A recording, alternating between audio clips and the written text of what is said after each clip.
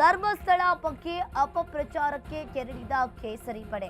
ಷಡ್ಯಂತ್ರ ಪ್ರಕರಣ ಎನ್ಐಎಗೆ ವಹಿಸುವಂತೆ ಹೋರಾಟವನ್ನ ಮಾಡ್ತಾ ಇದ್ದಾರೆ. ಧಾರ್ಮಿಕ ಕ್ಷೇತ್ರದಲ್ಲಿ ಬಿಜೆಪಿ ನಾಯಕರು ಸಮಾವೇಶವನ್ನ ಮಾಡ್ತಾ ಇದ್ದಾರೆ. ಉಜಿರೆ ಎಸ್ಟಿಎಂ ಕಾಲೇಜು ಮೈದಾನದಲ್ಲಿ ಕಾರ್ಯಕ್ರಮ ಆಗಿದೆ. ಇನ್ನು ಒಂದ್ ಕಡೆ ಅರ್ಧ ಕಿಲೋಮೀಟರ್ ಪಾದಯಾತ್ರೆಯನ್ನ ನಡೆಸಿ ಬೃಹತ್ ಸಮಾವೇಶವನ್ನ ಕೈಗೊಂಡಿದ್ರು.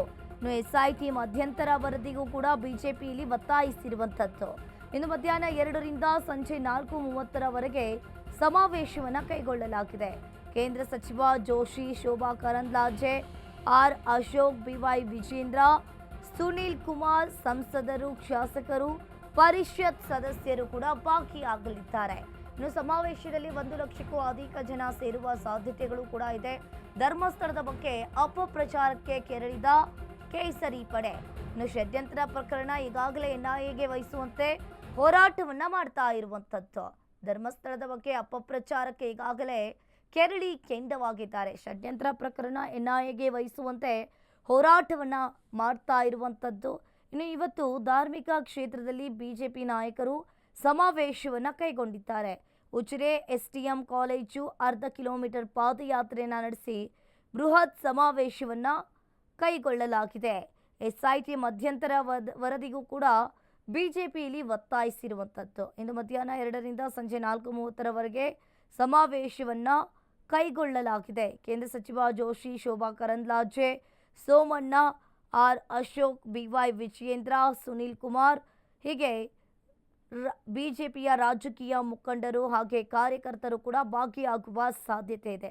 ಇನ್ನು ಈ ಸಮಾವೇಶದಲ್ಲಿ 1 ಲಕ್ಷಕ್ಕೂ ಅಧಿಕ ಜನ ಸೇರುವ ಸಾಧ್ಯತೆಗಳು ಕೂಡ ಇದೆ.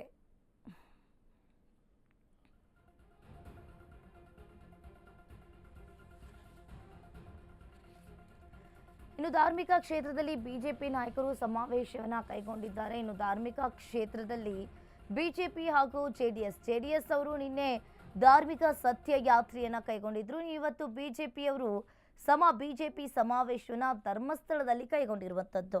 ಎಸ್ಐಟಿ ಮಧ್ಯಂತರ ವರದಿಗೂ ಕೂಡ ಇವರು ಆದೇಶವನ್ನ ಹೊರಡಿಸಿದ್ದಾರೆ. ಇಂದು ಮಧ್ಯಾಹ್ನ 2 ಗಂಟೆಗೆ ಸಮಾವೇಶ ಆರಂಭವಾಗುತ್ತೆ. ಇದರಲ್ಲಿ ರಾಜಕೀಯ ಮುಖಂಡರು ವಿಜಯೇಂದ್ರ ಹಾಗೆ ಸಂಸದರು, ಶಾಸಕರು, ಪರಿಷತ್ ಸದಸ್ಯರು ಕೂಡ ಭಾಗಿಯಾಗುವ ಸಾಧ್ಯತೆಗಳು ಕೂಡ ಇದೆ. ಈ ಬಗ್ಗೆ ಹೆಚ್ಚಿನ ಡೀಟೇಲ್ಸ್ ಅನ್ನ ನೀಡ್ತಾರೆ ನಮ್ಮ ಪ್ರತಿನಿಧಿ ವಿವೇಕ್. ನೇರ ಸಂಪರ್ಕದಲ್ಲಿ ಜಾಯಿನ್ ಆಗಿದ್ದಾರೆ. ಎಸ್ ವಿವೇಕ್, ಈಗ ನೀವು ಕೂಡ ನೋಡ್ತಾ ಇರಬಹುದು, ಇವತ್ತು ಬಿಜೆಪಿ ಅವರು ಧರ್ಮಸ್ಥಳದಲ್ಲಿ ಸಮಾವೇಶವನ್ನ ಮಾಡ್ತಾ ಇದ್ದಾರೆ. ಹೇಗೆಲ್ಲ ಕಾರ್ಯಕ್ರಮ ನಡೀತಾ ಇದೆ, ಏನಿದೆ ಇದ್ರ ಬಗ್ಗೆ ಹೆಚ್ಚಿನ ಅಪ್ಡೇಟ್ಸ್?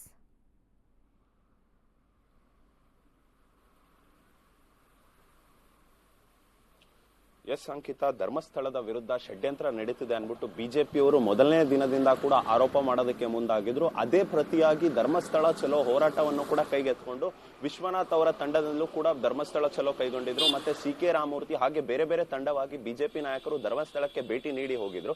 ತದನಂತರ ಇಂದು ಅಂದ್ರೆ ಸೆಪ್ಟೆಂಬರ್ 1ನೇ ತಾರೀಕು ಬೃಹತ್ ಸಮಾವೇಶಕ್ಕೆ ಆಯೋಜನೆ ಮಾಡಿಕೊಂಡಿದ್ದಾರೆ ಬಿಜೆಪಿ ನಿಯೋಗ. ಅದರಲ್ಲೂ ಕೂಡ ಇವತ್ತು 2 ಗಂಟೆಗೆ ಸಮಾವೇಶ ಪ್ರಾರಂಭವಾಗಲಿದೆ. ಸುಮಾರು 50,000ದಿಂದ 1 ಲಕ್ಷ ಬಿಜೆಪಿ ಕಾರ್ಯಕರ್ತರ ಸೇರಿಸೋದಕ್ಕೆ ಈಗಾಗಲೇ ನಾಯಕರು ಮುಂದಾಗಿದ್ದಾರೆ ಅಂತ ಹೇಳ್ಬೋದು. ಅದನ್ನ ಹೊರತುಪಡಿಸಿ ಇಂದಿನ ಕಾರ್ಯಕ್ರಮದ ರೂಪರೇಷೆಗಳನ್ನ ಗಮನಿಸ್ತಾ ಹೋದ್ರೆ ಇವತ್ತು ಕಾರ್ಯಕ್ರಮ 2 ಗಂಟೆಗೆ ಆರಂಭವಾಗಲಿದ್ದು, ಕಾರ್ಯಕ್ರಮದ ಮುಂಚಿತವಾಗಿ 1 ಗಂಟೆಯಿಂದ 2 ಗಂಟೆ ಅಂದ್ರೆ 1 ಗಂಟೆಗಳ ಕಾಲ ಪಾದಯಾತ್ರೆ ಮಾಡೋದಕ್ಕೂ ಮುಂದಾಗಿದ್ದಾರೆ ಈಗಾಗಲೇ ಬಿಜೆಪಿ ನಿಯೋಗ. ಅಂದ್ರೆ ಧರ್ಮಸ್ಥಳದ ಮೇನ್ ಗೇಟ್ ಎಂಟ್ರೆನ್ಸ್ ಏನಿರುತ್ತೆ ಅಲ್ಲಿಂದ ಸಮಾವೇಶ ನಡೆಸೋ ಜಾಗದವರೆಗೂ 1 ಗಂಟೆಗಳ ಕಾಲ ಪಾದಯಾತ್ರೆ ಮಾಡೋದಕ್ಕೆ ಈಗಾಗಲೇ ಬಿಜೆಪಿ ನಿಯೋಗ ಮುಂದಾಗಿದೆ. ಮತ್ತೆ ಇಂದಿನ ಬೆಳಗಿನ ಡೆವಲಪ್ಮೆಂಟ್ಸ್ ನೋಡ್ತಾ ಹೋದ್ರೆ ಈಗ ಇನ್ನು ಕೆಲವೇ ಕ್ಷಣಗಳಲ್ಲಿ 8:30ಗೆ ಧರ್ಮಸ್ಥಳ ದೇಗುಲಕ್ಕೆ ಭೇಟಿ ನೀಡಿ ತದನಂತರ ಹೆಗ್ಡೆ ಅವರ ಜೊತೆ ಹೋಗಿ ಭೇಟಿ ನೀಡಿ ಅಲ್ಲೂ ಕೂಡ ಅವರ ಜೊತೆ ಕೂಡ ಒಂದಿಷ್ಟು ಮಾತುಕತೆಗಳನ್ನ ನಡೆಸೋದಕ್ಕೆ ಬಿಜೆಪಿ ನಾಯಕರು ಮುಂದಾಗಿದ್ದಾರೆ. ಮತ್ತೆ ಪ್ರಮುಖವಾಗಿ ಬಿಜೆಪಿ ಅವರು ಇಟ್ಕೊಂಡಿರುವಂತ ಅವರ ಅಂಶಗಳು ಏನು ಅಂತ ಗಮನಿಸ್ತಾ ಹೋದ್ರೆ ಈಗಾಗಲೇ ಈ ಪ್ರಕರಣದಲ್ಲಿ ಷಡ್ಯಂತ್ರ ನಡೆದಿದೆ. ಈ ಷಡ್ಯಂತ್ರ ಮಾಡಿದವರ ವಿರುದ್ಧ ಎನ್ಐಎ ತನಿಖೆಗೆ ಆಗ್ರಹಿಸುತ್ತೇವೆ ಅನ್ನೋ ಒಂದು ಹೇಳಿಕೆಯನ್ನ ಸತತವಾಗಿ ಹೇಳ್ಕೊಂಡ್ ಬರ್ತಾ ಇದ್ದಾರೆ. ಇವತ್ತು ಭಾಷಣಗಳಲ್ಲೂ ಕೂಡ ಸರ್ಕಾರಕ್ಕೆ ಅದೇ ಆಗ್ರಹ ಮಾಡುವಂತ ಎಲ್ಲಾ ಸಾಧ್ಯತೆಗಳು ಇದೆ. ಇದನ್ನ ಹೊರತುಪಡಿಸಿ ಈಗಾಗಲೇ ನಾವು ಹಿಂದೆಯಿಂದ ಕೂಡ ಷಡ್ಯಂತ್ರ ಅಂತ ಹೇಳ್ಕೊಂಡೇ ಬಂದಿದ್ವಿ. ಇದು ಷಡ್ಯಂತ್ರದ ಭಾಗ ಅಂತ.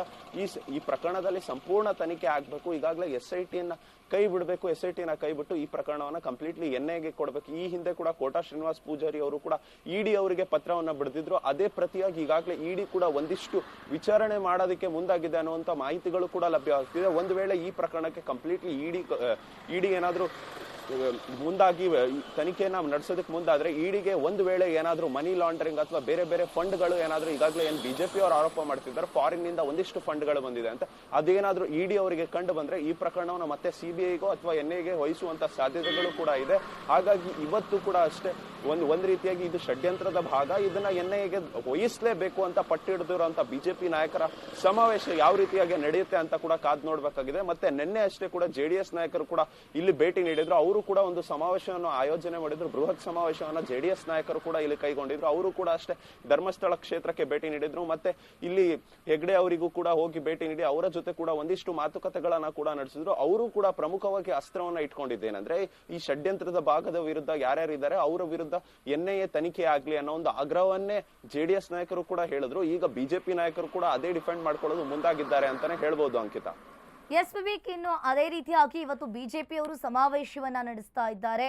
ಏನೆಲ್ಲ ಕಾರ್ಯಕ್ರಮ ಇರುತ್ತೆ ಮತ್ತೆ ಹಾಗೆ ಯಾವ ರೀತಿಯಾಗಿ ಯಾರೆಲ್ಲ ಭಾಗಿಯಾಗುವ ಸಾಧ್ಯತೆ ಇದೆ ವಿವೇಕ್?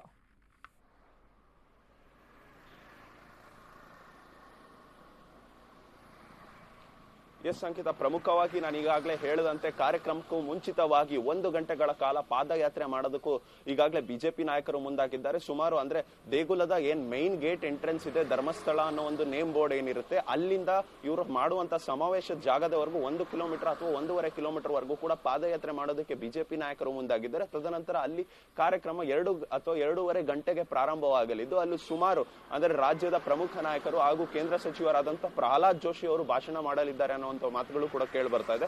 ಪ್ರಹ್ಲಾದ್ ಜೋಶಿ ಆಗಿರ್ಬೋದು, BY ವಿಜೇಂದ್ರ ಆಗಿರ್ಬೋದು, ವಿಪಕ್ಷ ನಾಯಕರಾದಂತಹ ಚಲವಾದಿ ನಾರಾಯಣ ಸ್ವಾಮಿ ಹಾಗೆ Rಅಶೋಕ್, ಈ ಎಲ್ಲಾ ನಾಯಕರುಗಳು ಕೂಡ ಅಲ್ಲಿ ಭಾಷಣ ಮಾಡಲಿದ್ದಾರೆ. ಸುಮಾರು 2.5 ಗಂಟೆಗಳ ಕಾಲ ಅಲ್ಲಿ ಭಾಷಣ ಮಾಡುವಂತ ಕೆಲಸಕ್ಕೆ ಈಗಾಗಲೇ ಬಿಜೆಪಿ ನಾಯಕರು ಮುಂದಾಗಿದ್ದಾರೆ. ಹಾಗೆ ಅವರ ಕ್ಷೇತ್ರಗಳಿಂದ ಅಂದ್ರೆ ಬೇರೆ ಬೇರೆ ಈಗಾಗಲೇ ಏನು ಸಾಕಷ್ಟು MLAಗಳಾಗಿರ್ಬೋದು, MP ಅವರೆಲ್ಲರೂ ಕೂಡ ಭಾಗಿಯಾಗೋದಕ್ಕೆ ಈಗಾಗಲೇ ಮುಂದಾಗಿದ್ದಾರೆ.